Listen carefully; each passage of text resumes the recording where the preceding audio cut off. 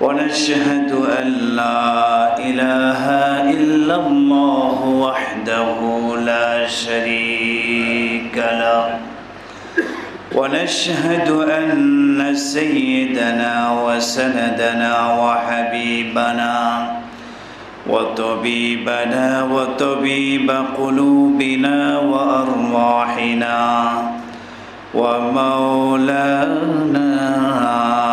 محمدا عبده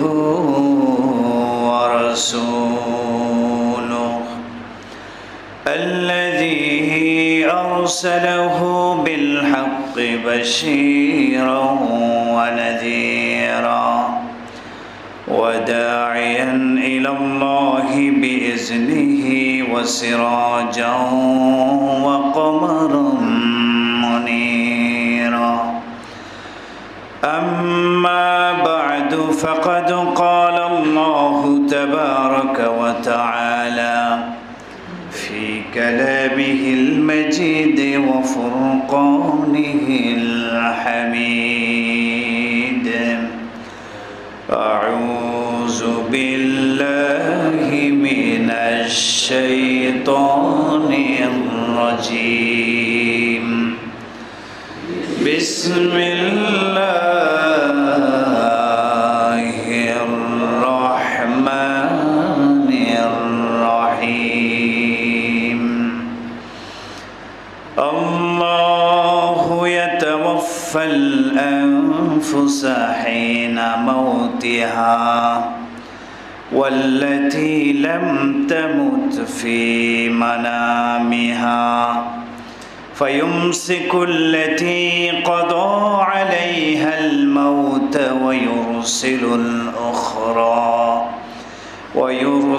الأخرى إلى أجل مسمى إن في ذلك لآيات لقوم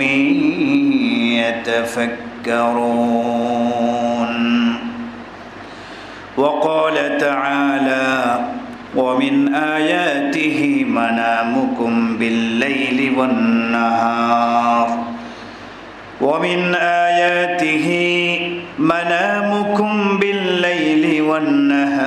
وابتغاؤكم من فضله إن في ذلك لآيات لقوم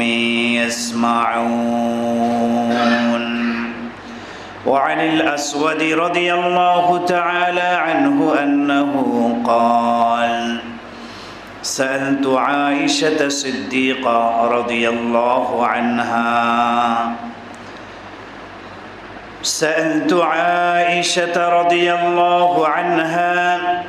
كيف كانت صلاة النبي صلى الله عليه وسلم بالليل قالت كان النبي صلى الله عليه وسلم ينام أوله ويقوم آخره فيصلي ثم يرجع إلى فراشه أو كما قال النبي صلى الله عليه وسلم درود إبراهيم পাঠ করি اللهم صل على محمد وعلى آل محمد كما صليت على إبراهيم وعلى آل إبراهيم إنك حميد مجيد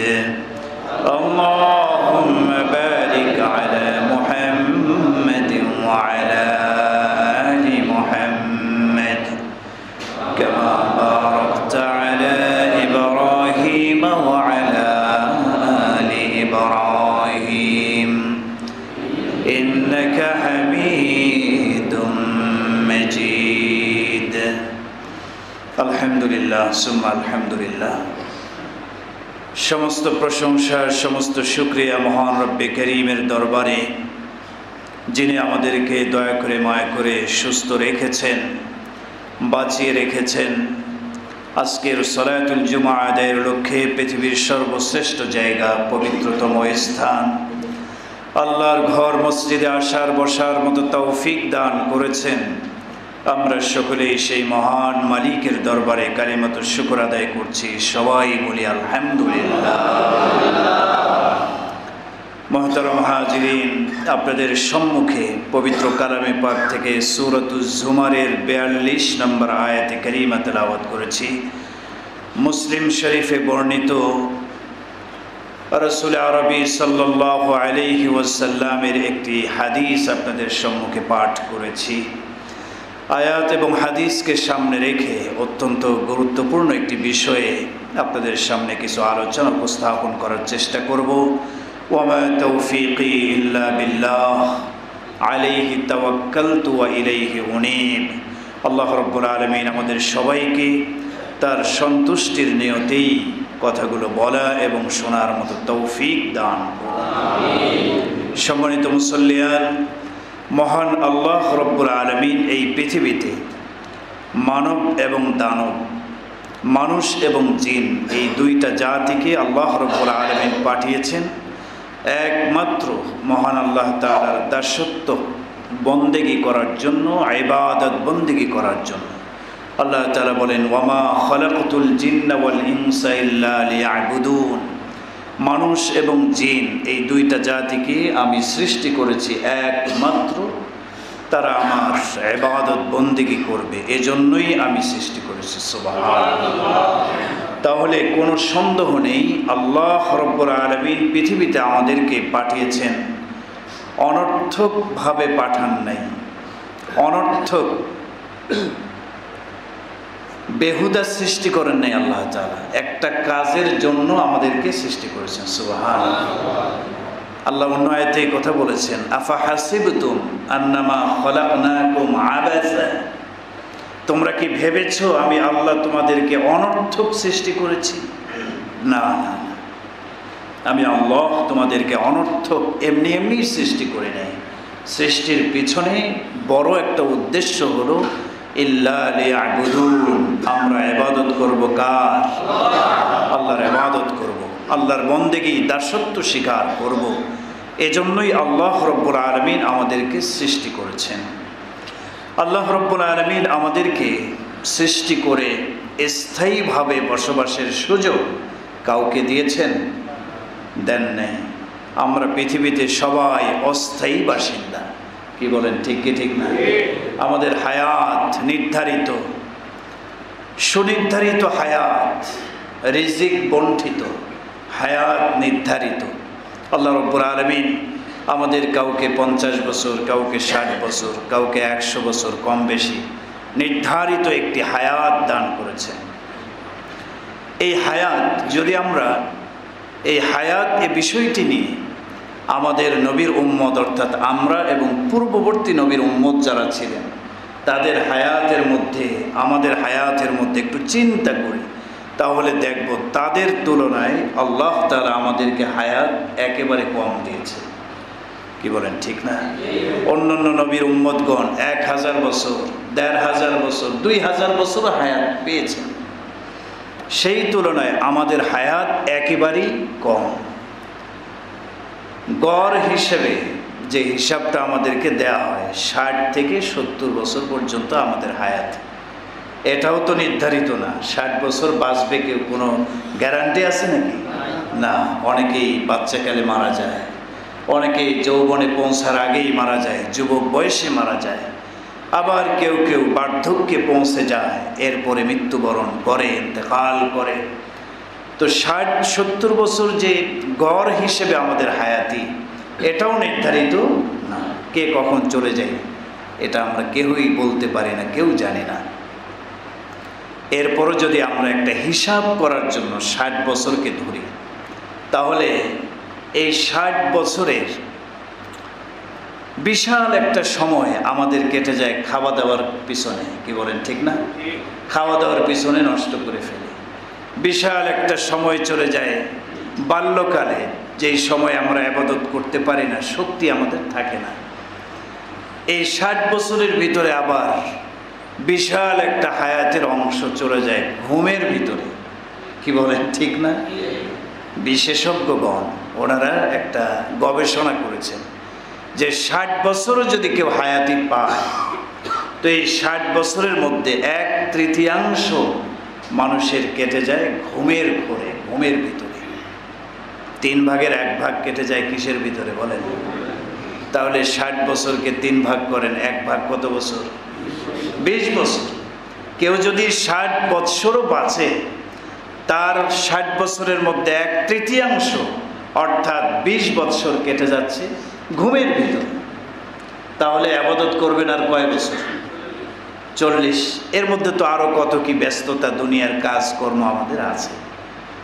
সম্মানিত ভাইয়েরা, তো আমাদের এই যে হায়াত আল্লাহ তাআলা দিলেন, আমাদেরকে একটা চিন্তা করতে হবে, একটা ফিকির করতে হবে যে আমার এই হায়াতের মধ্যে কিছু সময় ঘুম, কিছু সময় খাওয়া, কিছু সময় ব্যবসা বাণিজ্য করা, কিছু সময় মাঠে ময়দানে কাজ করা, জমিতে চাষাবাদ করা, বিভিন্ন কাজকর্ম, আবার কিছু সময় আল্লাহর ইবাদত নামাজ করি, কিছু সময় কোরআন তেলাওয়াত করি, জিকির করি। বিভিন্নভাবে আমাদের হায়াতের সময়গুলো কেটে যাচ্ছে। কি বলেন ভাই, ঠিক না? আমাদেরকে যে চিন্তাটা করা দরকার সেটা হলো, এক তো আগের উম্মতের হায়াতের চেয়ে আমাদের হায়াত কম। এই কম হায়াতে প্রত্যেকটা মুহূর্ত যেন আমরা ইবাদতে কাটাতে পারি, ইবাদতের মাধ্যমে যেন আমরা কাটিয়ে দিতে পারি, এই বিষয়টা একটু মাথায় রেখে দুনিয়াতে চলাফেরা করা দরকার। কারণ ওই আল্লাহ আমাদেরকে সৃষ্টি করেছেন ইবাদতের জন্য। আজকে আমরা সত্য কথা সেটা হলো, আমরা দুনিয়ার পিছনে দৌড়াচ্ছি, দুনিয়ার সাজসজ্জা রং তামাশার পিছনে দৌড়াতে গিয়ে আল্লাহ তাআলা যে আমাদেরকে ইবাদতের জন্য সৃষ্টি করেছেন এই বিষয়টাকে ভুলে গিয়ে জেনেও না জানার ভাব দেখায় চলাফেরা করতেছে। ও মুমিন মুসলমান, হঠাৎ আল্লাহ তাআলা রশিটাকে টান মারবেন, হায়াতের রশিকে আল্লাহ টান মারবেন, থেমে যাবে আপনার আমার জীবন। তখন কিন্তু আর আফসোস করেও লাভ হবে। এজন্য হায়াতের সময় থাকতে আমাদেরকে চেষ্টা করতে হবে যে অল্প হায়াত আল্লাহ রাব্বুল আলামিন আমাদেরকে দিয়েছেন, এই হায়াতটাকে গনিমত মনে করতে হবে। হায়াতের সময়গুলোকে মহামূল্যবান নেয়ামত মনে করে ইবাদতের মাধ্যমে কাটিয়ে দিতে হবে ইনশাআল্লাহ। রাজি আছি তো ইনশাআল্লাহ? আমার জীবনকে কিভাবে আমি ইবাদতে পরিণত করব?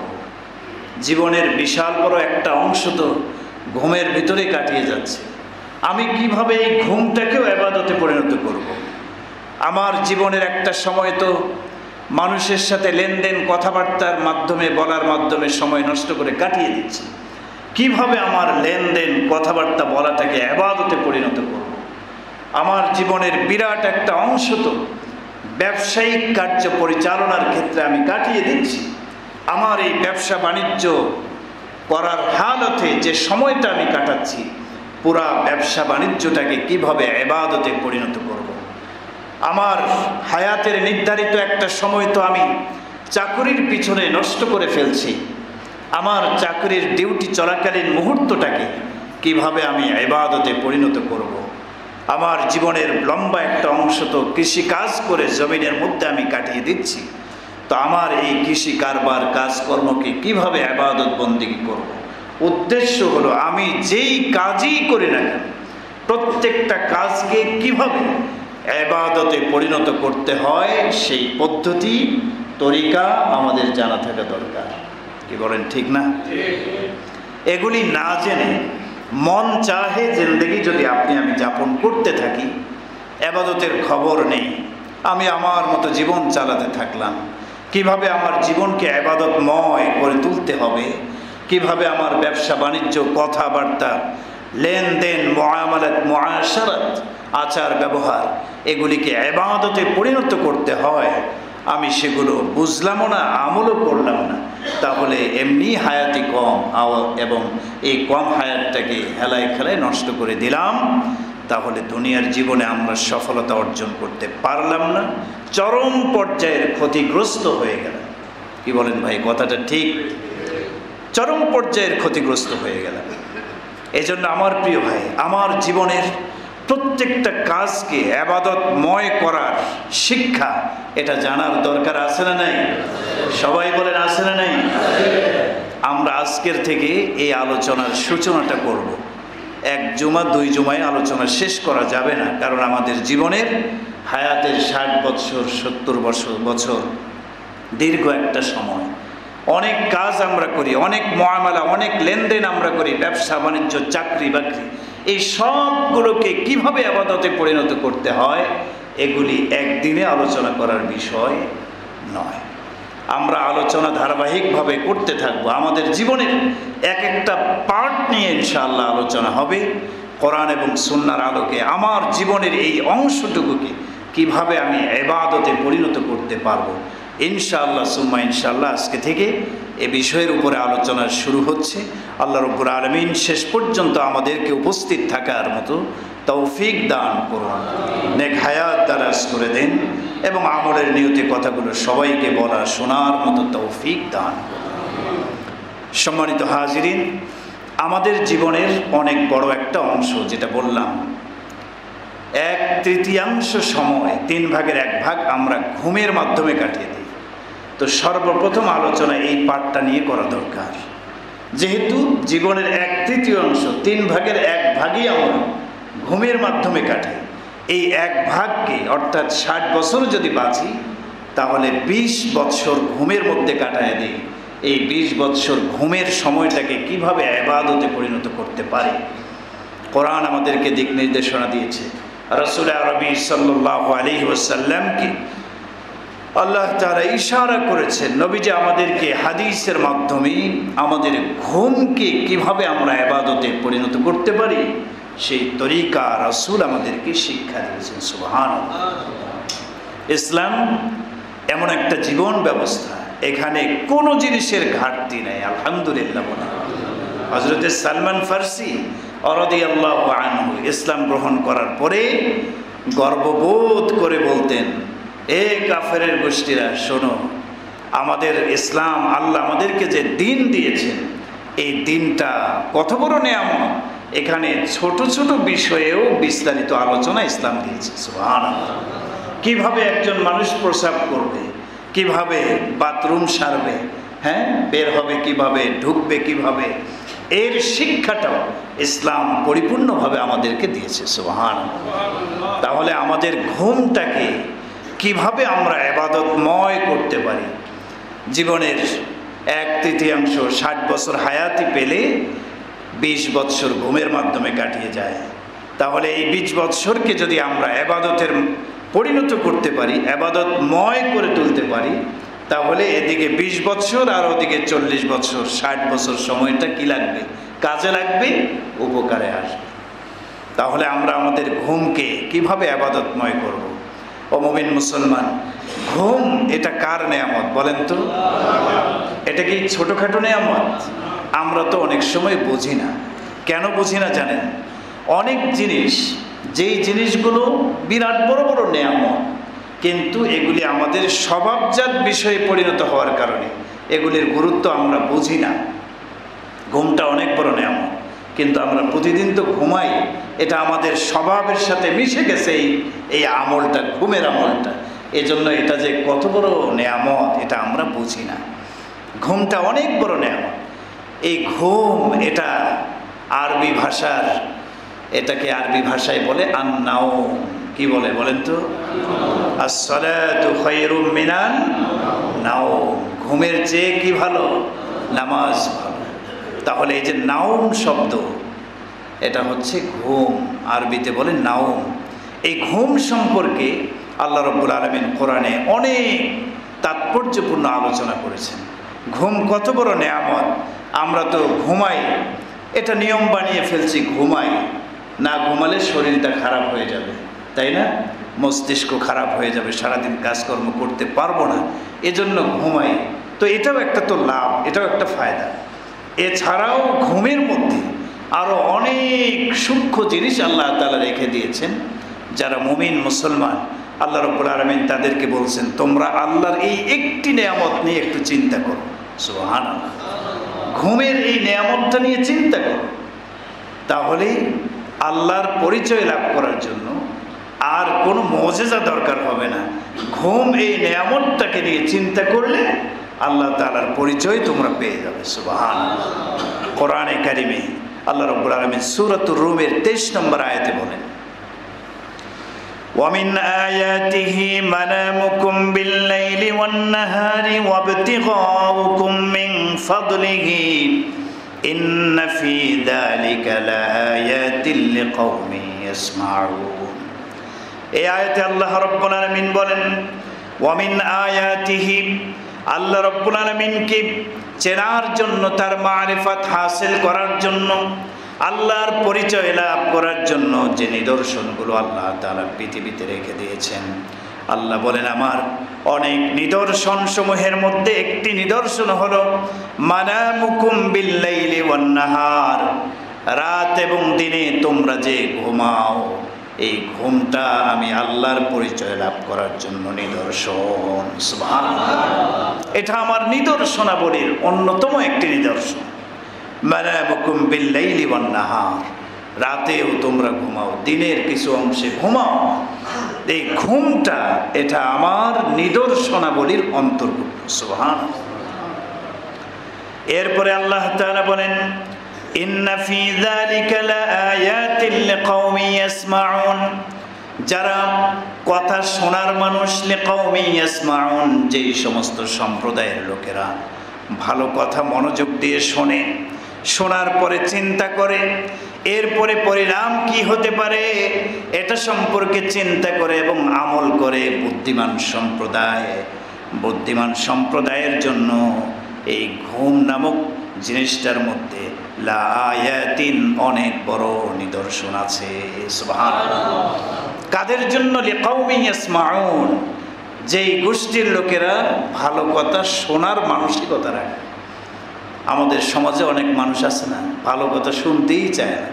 আল্লাহ বলেন যারা শুনতে চায় না তাদের জন্য এটাতে নিদর্শন আছে, এটা সে বুঝবে না। লিকাওমিন ইয়াসমাউন, যেই সম্প্রদায়ের লোকেরা, যেই মুমিনেরা কোরআনের কথা, আল্লাহর কথা মনোযোগ সহকারে শোনে, বোঝে এবং আমল করার চেষ্টা করে, এরা বুদ্ধিমান। এই বুদ্ধিমান লোকদের জন্য এই ঘুমের মধ্যে আল্লাহকে চেনার একটা নিদর্শন রয়ে গেছে। সুবহানাল্লাহ। আপনি যখন ঘুমান, দেখেন এই ঘুমটা, এর মধ্যে চিন্তা করা দরকার। আল্লাহ তাআলা চিন্তা করতে বলছেন যে এর মধ্যে চিন্তা করলে আল্লাহকে খুঁজে পাওয়া যায়। কিভাবে? আমি ঘুমাই, ঘুমের ভিতরে আমাদের অবস্থা সম্পর্কে আমরা জানি না, অচেতন হয়ে যায়, ঘুমায় যায়। কোথার থেকে এই ঘুমটা চলে আসে? নাক ডেকে ডেকে আমরা ঘুমাই, কোনো খবর থাকে না।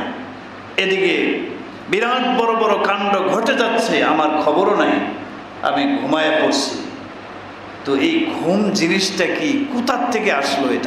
এটা কি দেখা যায়, ছোঁয়া যায়? ইচ্ছা করে কেউ কি এই ঘুম নিয়মিত যেতে পারে? পারে না। এই ঘুম আল্লাহ তাআলাই দান করেন। সুবহানাল্লাহ। অনেক মানুষ আছে আমাদের কাছে বিভিন্ন সময় এসে বলে, হুজুর 1 সপ্তাহ থেকে রাতের বেলা ঘুমাতে পারি না। ঘুমটা কি জিনিস, কত বড় নিয়ামত! এই ঘুমটা সরাসরি আল্লাহ প্রদত্ত, আল্লাহর পক্ষ থেকে মানুষের সুস্থতার জীবন লাভ করার জন্য একটা মাধ্যম আল্লাহ দিয়েছেন। সুবহানাল্লাহ। ট্যাবলেট খেয়েও অনেকের ঘুম আসে না। কি জিনিস এই ঘুমটা, কি জিনিস? আল্লাহ তাআলা কি দিয়েছেন এটা? কোরআনে কারিমে আল্লাহ রাব্বুল আলামিন সূরাতুজ জুমার, এই সূরাতুজ জুমারের 42 নম্বর আয়াতে কারিমায় আল্লাহ তাআলা ঘুম সম্পর্কে একটি তথ্য দিচ্ছেন। আল্লাহ রাব্বুল আলামিন বলেন, আল্লাহু ইয়াতাওয়াফাল আনফুসা হিনা মাউতিহা ওয়াল্লাতী লাম তামুত ফি মানামিহা। আল্লাহ তাআলা বলেন, হে পৃথিবীর মানুষ, আল্লাহ রাব্বুল আলামিন 2টা সময়ে তোমাদের জান কবজ করেন, প্রাণটা হরণ করে নেন। একটা সময় হলো আল্লাহু ইয়াতাওয়াফাল আনফুসা হিনা মাউতিহা, তোমাদের মৃত্যুর সময় যখন তোমাদের মৃত্যু হয়ে যায়, এই মৃত্যুবরণ করার সময় আল্লাহ তাআলা প্রাণটাকে হরণ করে নেন ফেরেশতাদের মাধ্যমে। মৃত্যুর সময় আল্লাহ রাব্বুল আলামিন ফেরেশতাদের মাধ্যমে প্রাণটাকে হরণ করে নেন। এরপরে আরেকটা সময়ে প্রাণ হরণ করা হয়, ওয়াল্লাতী লাম তামুত ফী মানামিহা। আল্লাহ তাআলা বলেন, যখন তোমাদের মৃত্যু হয় না, মানে তোমরা জীবিত থাকো, ফী মানামিহা, তোমাদের ঘুমের সময়, তোমরা তো মারা যাওনি, জীবিত আছো। রাতের বেলা যে ঘুমাও, দিনের বেলা যে ঘুমাও, এই ঘুমের সময়েও আল্লাহ তাআলা তোমাদের প্রাণটাকে হরণ করেন। সুবহানাল্লাহ। কয় সময় প্রাণ হরণ করেন আল্লাহ তাআলা?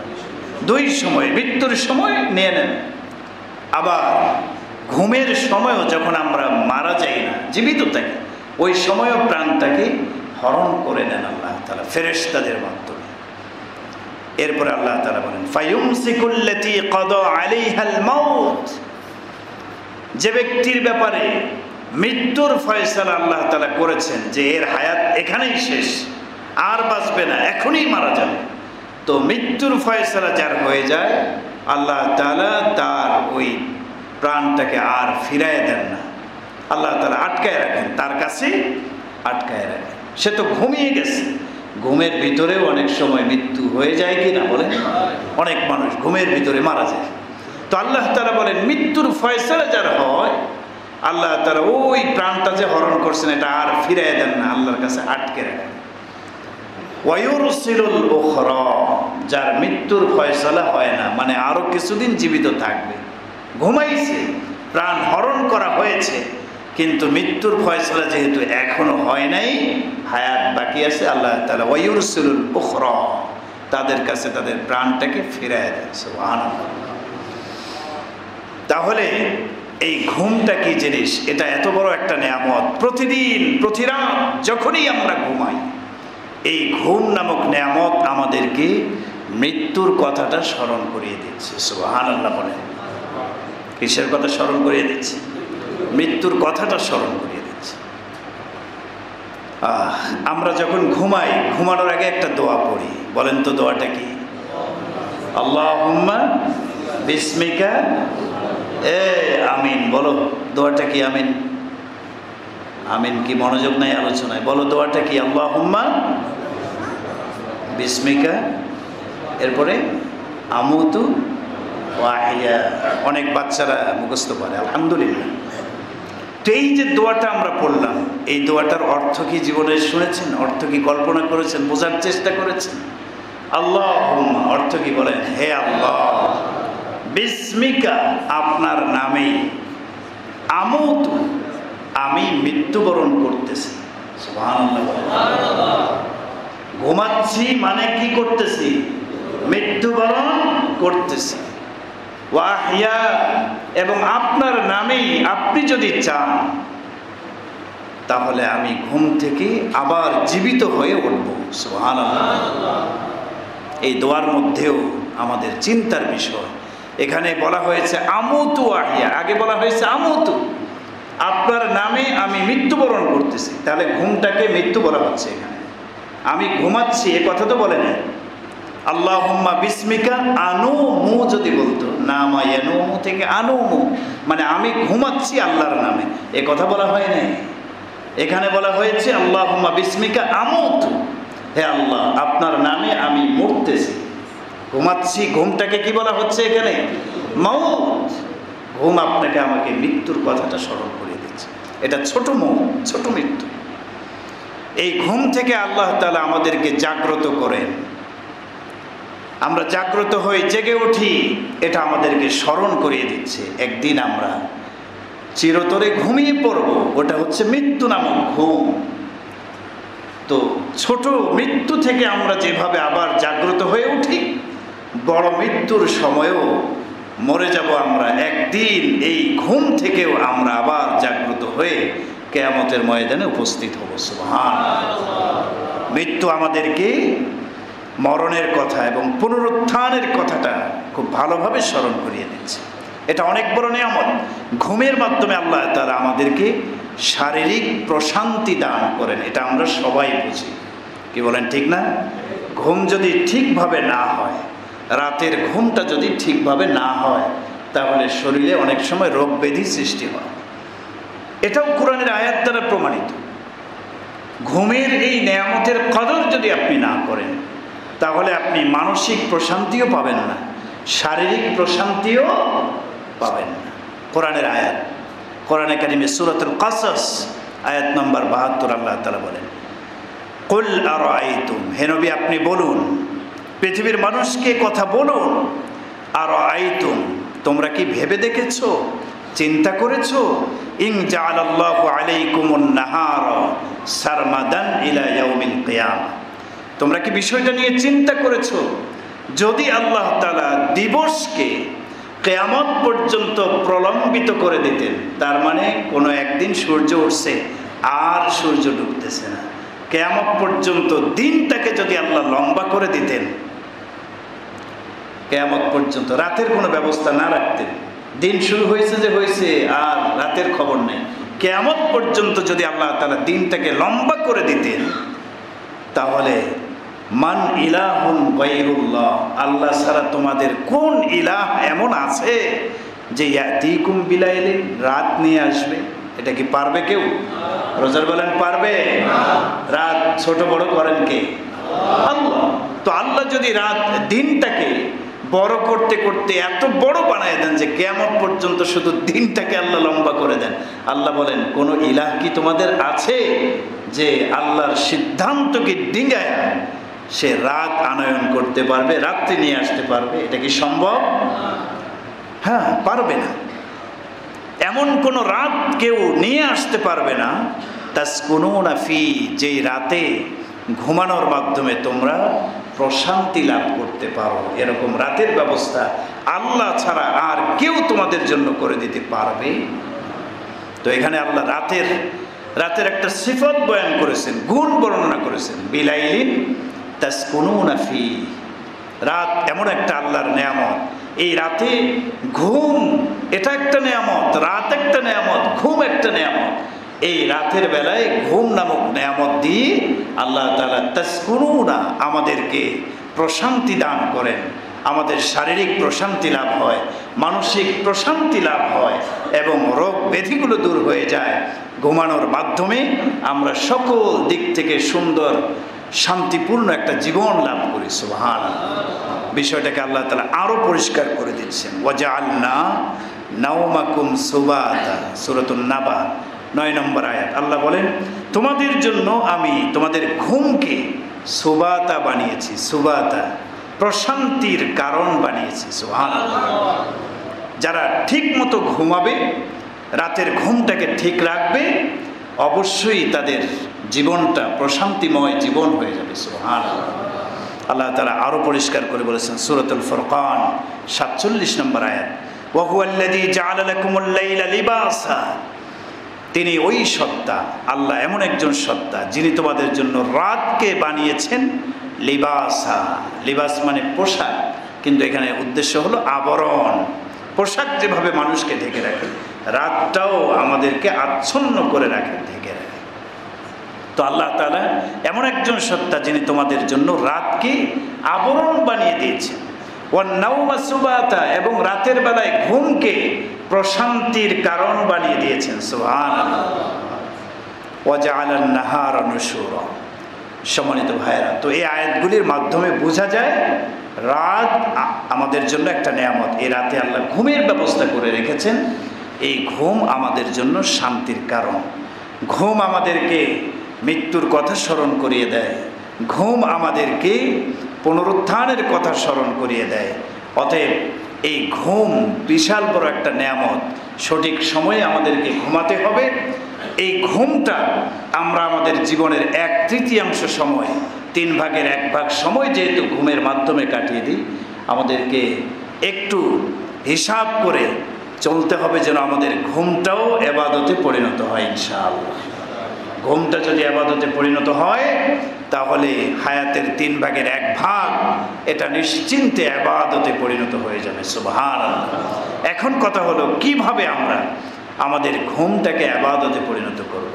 ও মুমিন মুসলমান, যদি আমরা রাসূল করিম সাল্লাল্লাহু আলাইহি সাল্লাম যেভাবে ঘুমিয়েছেন, সাহাবায়ে কেরামদেরকে যেভাবে ঘুমাতে বলেছেন, ঘুমানোর কিছু আদব আছে, কিছু সুন্নাহ আছে, সেই সুন্নাহগুলোর অনুসরণ করে যদি আমরা ঘুমাতে পারি, ইসলামের নির্দেশনা অনুযায়ী যদি আমরা ঘুমাতে পারি, যতক্ষণ ঘুমায় থাকবেন আপনি ঘুমাবেন, আর এই ঘুমটাকে আল্লাহ ইবাদতে পরিণত করে দেবেন। সুবহানাল্লাহ।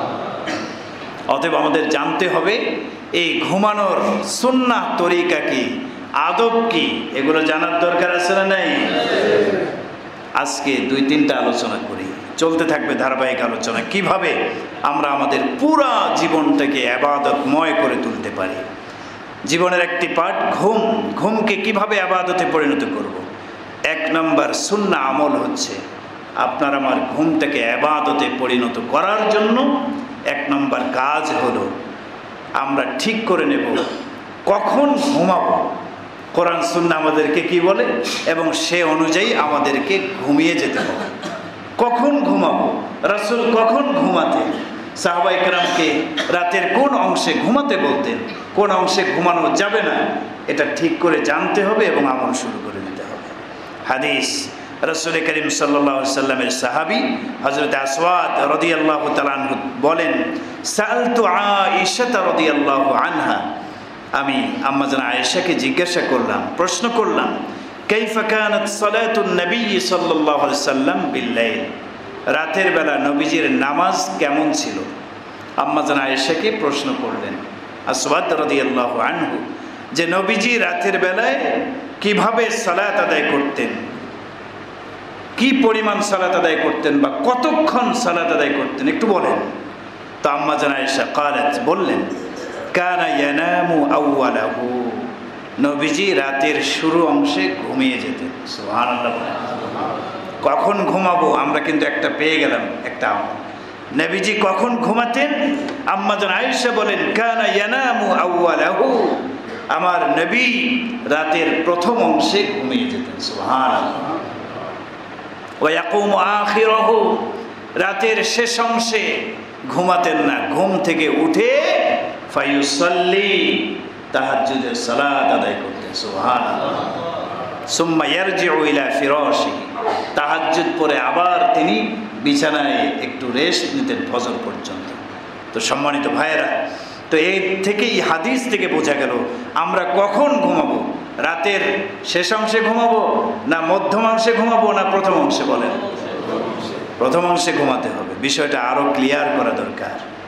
হাদিস, রাসূল করিম সাল্লাল্লাহু আলাইহি সাল্লামের হাদিস, তিরমিজি শরীফের 168 নম্বর বর্ণনা, কানা নবী সাল্লাল্লাহু আলাইহি ওয়াসাল্লাম ইয়াকরাহু আন-নাওমা ক্বাবলা আল-ইশা, নবীজি অপছন্দ করতেন, এশার পূর্বে ঘুমিয়ে যাওয়াকে অপছন্দ করতেন। এশার নামাজ না পড়ে অনেকে ঘুমায় কিনা, তো নবীজি এশার পূর্বে ঘুমানোকে অপছন্দ করতেন। এশার আগে কখনোই নবীজি ঘুমাতেন না, সাহাবায়ে কেরামদেরকে ঘুমাতেও বলতেন না।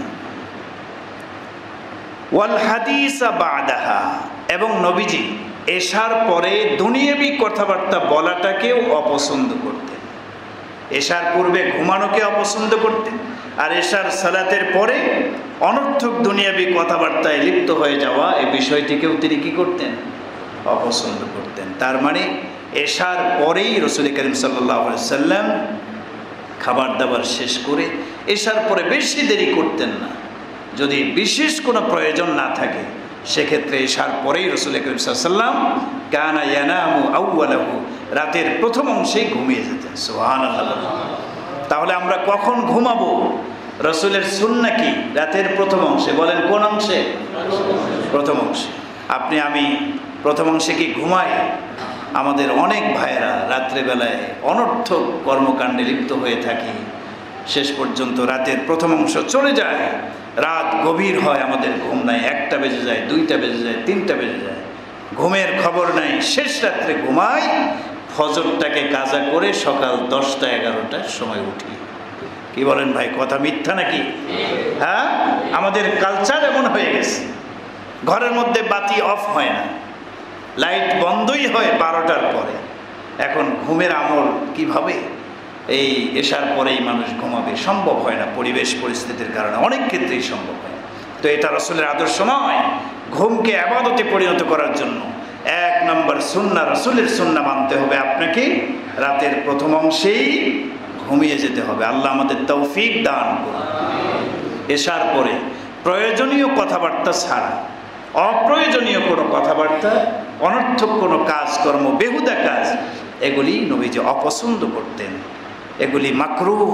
এশার পরে অনর্থক কথা বলা, দুনিয়াবি কথা বলা, প্রয়োজনে কথা বলা গেলেও অপ্রয়োজনীয় কথাবার্তা থেকে বিরত থাকতে হবে।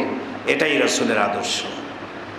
সম্মানিত ভাইয়েরা, এভাবে রাসূল আকরাম সাল্লাল্লাহু আলাইহি ওয়াসাল্লাম কখন ঘুমাতেন এটা আমরা জানলাম। প্রথম অংশে আমরা ইনশাআল্লাহ এর উপরে আমল করব। 2 নম্বর সুন্নাহ হচ্ছে বিসমিল্লাহ বলে ঘরের দরজাটা বন্ধ করে দেওয়া। ঘুমানোর আগে বিসমিল্লাহ বলে সব দরজাগুলো কি করে দেওয়া? বন্ধ করে দেওয়া। জানালাগুলো গরমের সময় আপনি খুলে রাখবেন, কোনো সমস্যা নেই।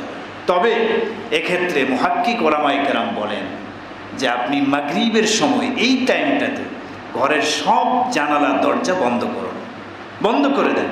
কারণ এই টাইমটায় দুষ্ট জিনগুলো চলাফেরা করে, ঘরের ভিতরে ঢোকার চেষ্টা করে। তো জানালাগুলো এই সময়ে বন্ধ করে দিই, পরে যদি গরম বেশি হয় খুলে দেন, কোনো সমস্যা নেই।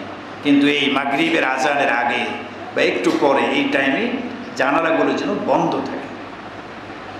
দরজা যদি বন্ধ থাকে, বিসমিল্লাহ বলে আপনি বন্ধ করেন, তাহলে এই দরজা দিয়ে জিন শয়তান আর প্রবেশ করতে পারবে না। জানালা খোলা থাকলেও আর পারবে না, রাসূলের সুন্নাহর বরকতে। তাহলে 2 নম্বর আমল, রাসূল আকরাম সাল্লাল্লাহু আলাইহি ওয়াসাল্লাম বলেছেন আগলিকুল আবওয়াব, মুসলিম শরীফের হাদিস, তোমরা ঘরের সবগুলো দরজা বন্ধ করে দাও, এরপরে ঘুমিয়ে পড়ো। এভাবে ঘুমানোর আগে পরে অনেকগুলি নির্দেশনা আছে ইসলাম আমাদেরকে দিয়েছে, এগুলি জানতে হবে এবং সেই অনুযায়ী যদি আমরা ঘুমাতে পারি, আলহামদুলিল্লাহ, রাসূল বলেছেন আমাদের ঘুমটাও ইবাদতে পরিণত হবে ইনশাআল্লাহ। আল্লাহ তাআলা আমাদের সবাইকে কোরআন এবং হাদিসের নির্দেশিত পথেই আমাদের প্রত্যেকটা বিষয়ে অনুসরণ করার মতো তৌফিক দান করুন। ধারাবাহিক আলোচনা চলতে থাকবে ইনশাআল্লাহ। আল্লাহ রাব্বুল আলামিন আমাদের সবাইকে এই বিষয়গুলির উপরে আমল করার মতো তৌফিক দান করুন।